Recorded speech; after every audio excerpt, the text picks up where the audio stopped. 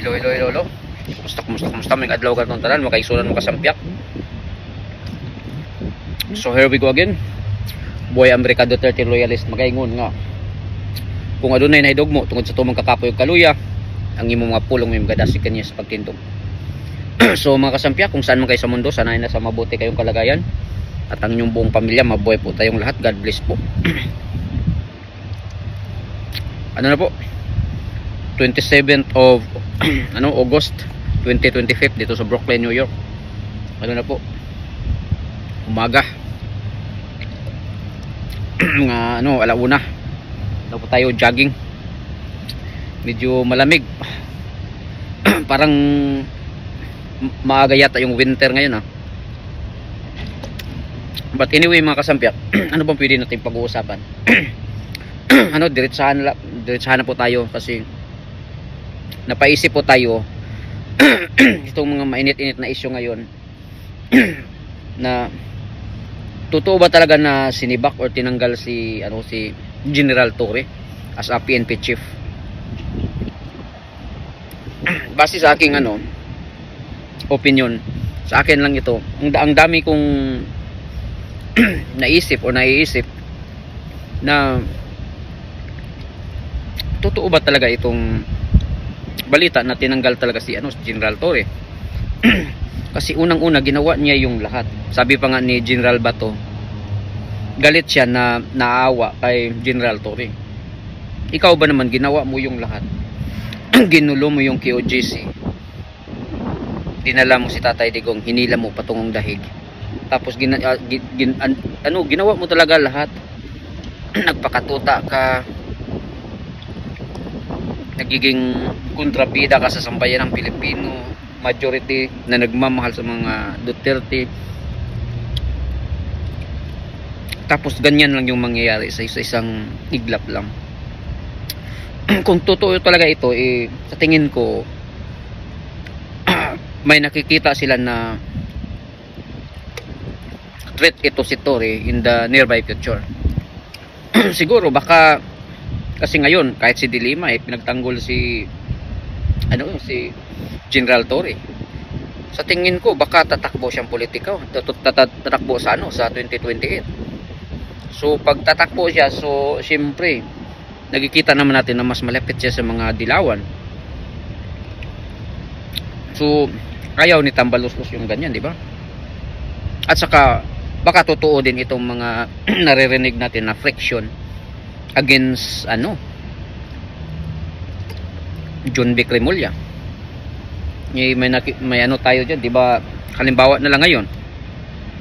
'Di ba may yung itinalaga daw diyan na PNP chief ngayong bago. Iyon yung parang ayaw kay Torre. Ayaw ni Torre, pero yan yung ginawa ngayong PNP chief. So anong ibig sabihin yan?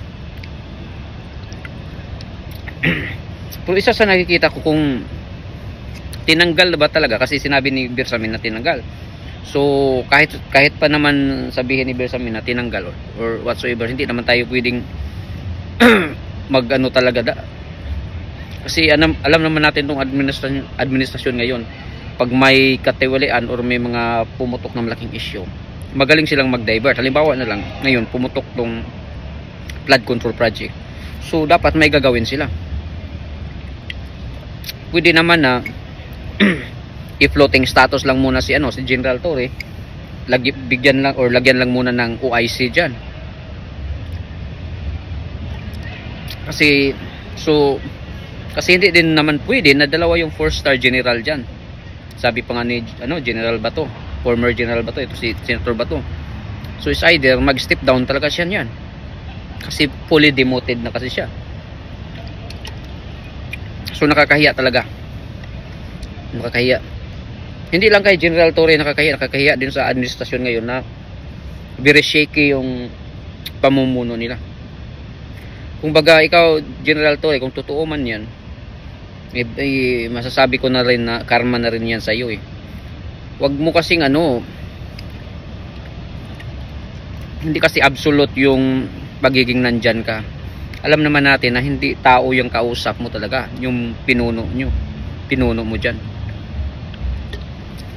Kung si Inday Sara nga na dating kaalyado at yun ang nagpanalo sa kanila, inaso nga nila eh. Ikaw pa kaya? Kung totoo man talaga yun na tinanggal ka, siguro sa tingin ko, kasi sabi ni John Vic Remulla na ikaw ay isang aso daw, isang pitbull. So siguro sa tingin nila hindi ka na mapapakinabangan ngayon. Kasi parang kinagat mo na yung amo mo. So pag ganun, hindi ka na mapapakinabangan, iitsapwira ka na nila.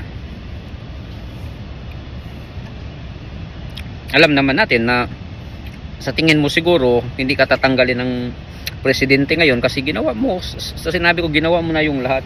Nagpakatuta ka, nagpakaaso ka. Ikaw pa nga yung congratulate ni BBM sa lahat ng mga ginagawa sa KOGC, sa pagpadala mo kay Tatay Digong doon sa The Hague, Netherlands. Hindi mo siguro ito naisip na halimbawa na lang itong ginawang balasahan dyan sa pagpo-promote ng mga dyan sa taas, sa higher rank. Di ba yan yung friction nyo dyan ni Remulla? Kasi hindi naman pwedeng ang nangyari daw parang na-bypass mo si Remulla. Amo mo rin yan eh. So hindi din yan pwede. So siyempre natamaan mo rin yung ego ng mga Remulla. Alam mo naman yung mga Remulla. So hindi din tayo pwedeng magsabi na kasi yung iba nagpakasayan na, yung iba din parang divided din yung mga iniisip ng mga Pilipino na baka lang yan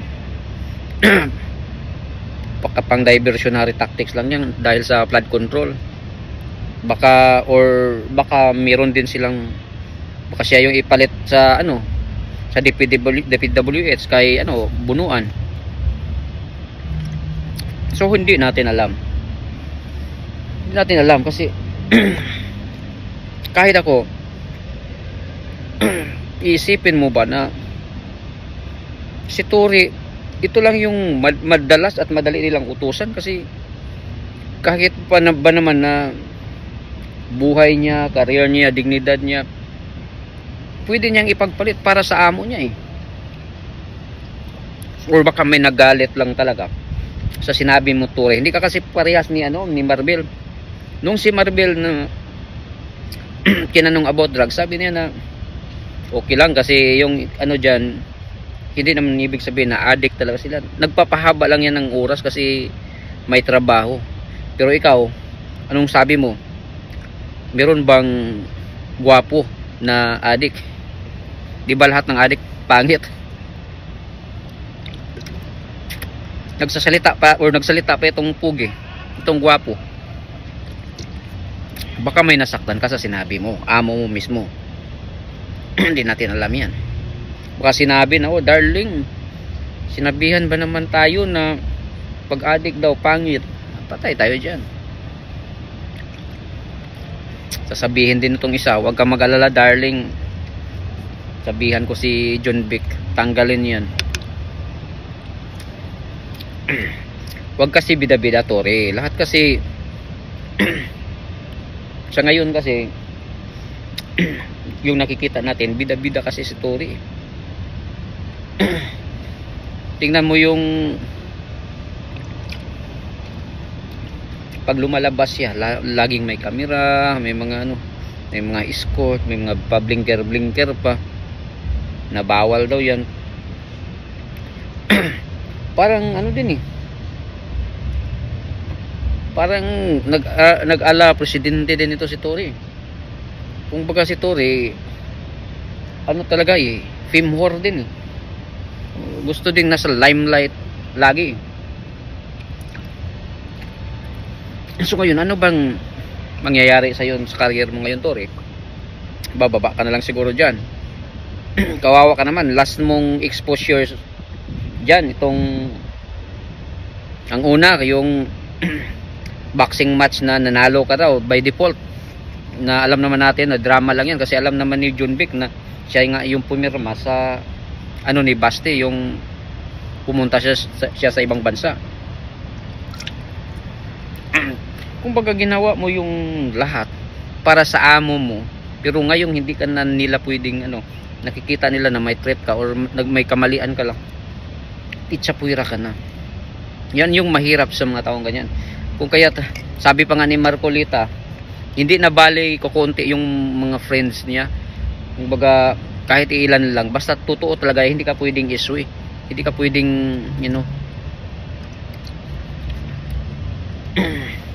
kasi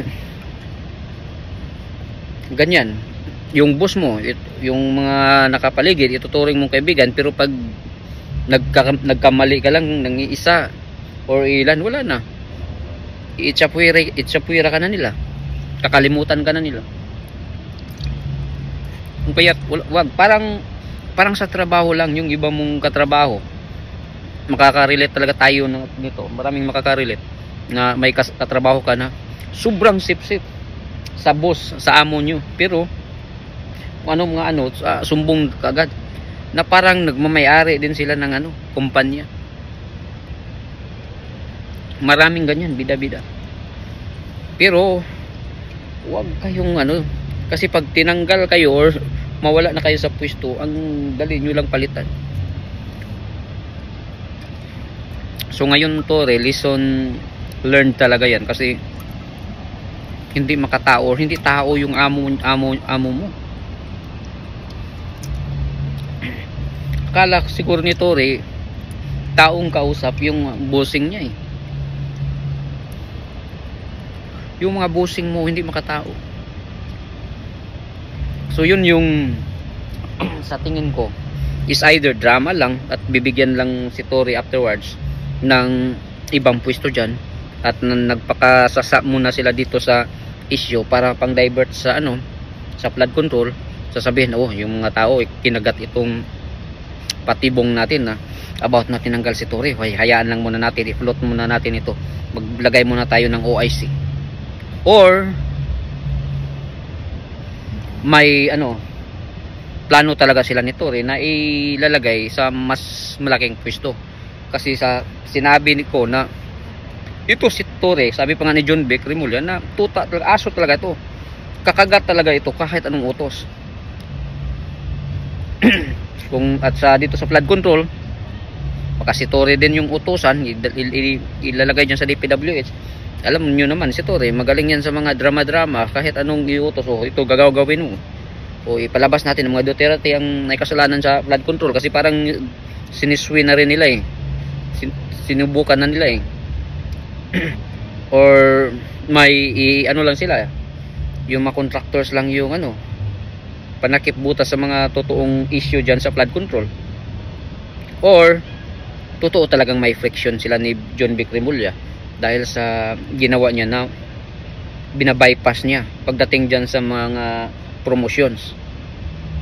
So di natin alam, or si Tore din na na parang pumanig ngayon sa mga dilawan, baka tatakbo na ulit tatakbo sa 2028 na baka mag vice presidente or anong posisyon na kukontra sa amo niya. So nakikita nilang threat yan. So sabi na hindi natin mautos sa tong aso na to, iba na malaki na yung sunga no. So yun talaga yung nakikita natin. Marami tayong mga speculations pero hindi tayo sure dyan kung ano ba talaga yung totoo. Pero pag ito lang yung masasabi talaga natin, na pag tinanggal talaga siya, deserve niya yan, kasi kung baga same treatment yung talaga niya na experience niya. Kasi akala niya absolute na yung power niya dyan na yung posisyon niya na nagpakaaso siya So yun lang yung masasabi ko talaga. Maraming salamat po sa ating lahat at God bless po.